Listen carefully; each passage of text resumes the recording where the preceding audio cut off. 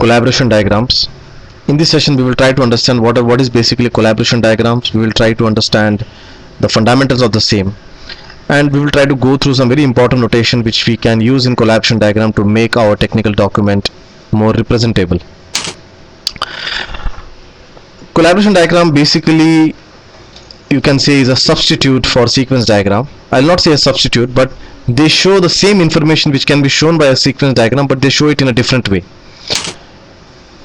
In sequence diagram we pay more attention to the time and sequence, while in collaboration diagram we pay more attention to the interaction of messages. So as the name suggests, sequence, it means that basically what is the sequence in which, or the order in which, the messages are executed. And when we say collaboration, we are talking about the interaction between objects. So how is the message being interacted between two objects? Let's try to look at the image and try to understand. What we'll do is that we will keep both the images, both sequence diagrams and collaboration diagram images together, and try to compare it.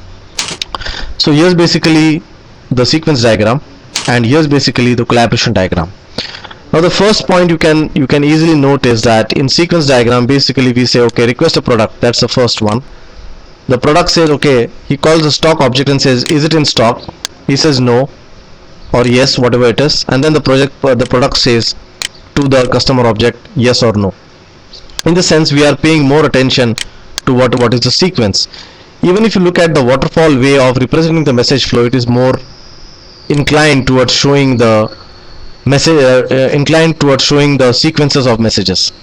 In collaboration diagrams, in the collaboration diagram, you can see that it's more about the message and the objects. So it's more about showing the interaction between the objects and the messages. So as I said, that collaboration diagrams are more about interaction. They pay more importance to the interaction of messages, while sequence diagram shows more importance to the sequence of messages between objects. Now what we'll do is that we'll go through the important notations of collaboration diagram.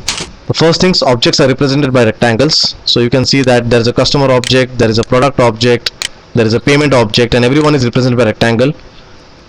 Second, messages are represented by row and a sequence number. So for example, by an arrow and a sequence number. So for example, you can say that order product is a message, okay, and the sequence is first. That is the first message in the sequence of the interaction.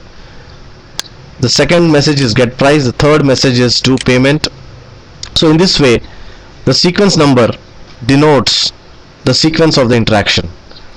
If we have any kind of conditional statements, those are basically put into square brackets. So for example, when a guy wants to do a payment, the payment object first decides that is the payment in master or is the payment in visa. Now both of this, the master and the visa, are basically represented by using square brackets. So that denotes conditional statements in collaboration objects. We can also group the sequence number by using decimals. For example, the payment is further bifurcated into two types of messages, but they both belong to the same group. So what I've done is I have said 3.1 and 3.2 messages. So payment object will be having two kind of messages, that is, if it is a master, do something; if it is a visa, do something. So I have basically classified them into the messaging number 3, but then again I have subclassified them, saying it's one is 3.1 and another is 3.2. Many times in collaboration diagrams we also need to represent a for loop, or we can say we need to represent iteration between the objects or iteration through an object collection. For example, you can have an order object, and every order object can have a lot of order items. So what you want is that you want to loop through all the order item and display and get the price. So the loops are basically shown in circular brackets, and we write basically for each, that is saying for every order item please get the price. So that's the way we can show looping through collaboration, looping of objects in collaboration diagrams. Now what you can do is basically, just to keep yourself, or just to understand collaboration diagrams more better, what you can do is that you can take up the screen which we are seeing on the video and try to draw a collaboration diagram for the same. Now this is basically a simple voucher entry screen. So what I'll do is that I'll just run through what basically this is. And what you can do is that you can draw a collaboration diagram of this and send us the collaboration diagram at questpoint@questpoint.com, and we'll evaluate and we'll see that have you understood collaboration diagrams or not. So this is the voucher entry screen. The first thing what happens is when the voucher entry screen starts, or when the user clicks on the voucher entry screen, basically it first flourishes the debit account codes and the credit account codes. Now the user starts entering the voucher number, he enters the voucher date, he selects a debit account code, a credit account code, enters description, enters the amount and says add voucher. Once he clicks on add voucher, basically an entry is made into the grid which is shown below of the voucher entry screen. In case if he finds that he has entered something wrong, he can basically click the cancel voucher screen and cancel this transaction.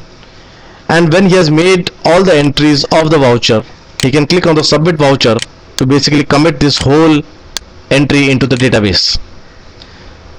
Now what you can do is that you can take up this and try to draw a collaboration diagram of it. Again, I will say what basically happens. First, the account codes get filled, both of them. Second, user can use the add voucher entry screen and add as many vouchers he want. Third, he can cancel the voucher in case he finds that he has written something wrong. And finally, he can submit the voucher to enter all the transactions into the database. We hope that you have understood collaboration diagrams, and basically it's you can say that it's a different view of data what we show in a sequence diagram. So basically, if you think that you are more interested in showing of the interaction between objects than the sequences, or interaction of messages between objects than the sequences, then you basically use collaboration diagrams, or else you can use sequence diagrams. It's a very rarely used diagram, both of them, sequence and collaboration. It depends on situation, or it depends what you want to express to the developer. So if you want to express to the developer more about how the messages are shown in sequence, then use the sequence diagram. And if you want to show to the developer more about how the messages are in, if you want to stress the emphasis of messages between objects, then use the collaboration diagram. I hope that you have understood the fundamentals of collaboration diagram, and see you in the next UML diagram video.